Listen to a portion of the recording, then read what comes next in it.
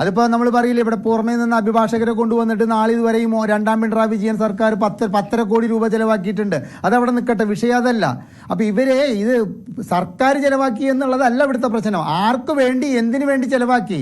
ഒരു മുഖ്യമന്ത്രിയുടെ മകള് മുഖ്യമന്ത്രിയുടെ അധികാരത്തണലില് അനധികൃതമായിട്ട് പണസമ്പാദനം നടത്തിയതിന് കേസ് വന്നപ്പോൾ ആ കേസ് അന്വേഷണം നിർത്തിവെക്കണമെന്ന് ആവശ്യപ്പെടാൻ KSIDCക്ക് ഇതിൽ എന്തു പോയി? അത് ജനങ്ങളുടെ പണം എടുത്തുകൊണ്ട് പുറമേ നിന്നും അഭിഭാഷകരെ കൊണ്ടുവന്നിട്ട് ഇത് എന്തിനു വാദിപ്പിച്ചു? അതും KSIDC 4.5 ലക്ഷം രൂപ ഇതിനു മുമ്പ് ഇതിന്റെ നിയമോപദേശം നൽകാൻ വേണ്ടിയിട്ട് ചെലവാക്കിയിട്ടുണ്ട്. 3.5 ലക്ഷം രൂപ കൊടുത്തിട്ട് അവിടെ ഒരു അഭിഭാഷകനെ നിയമിച്ചിട്ടുണ്ട്. അഭിഭാഷകന്റെ പേര് വരെ എനിക്ക് കിട്ടിയിട്ടുണ്ട്, ഞാനിപ്പോൾ പറയുന്നില്ല.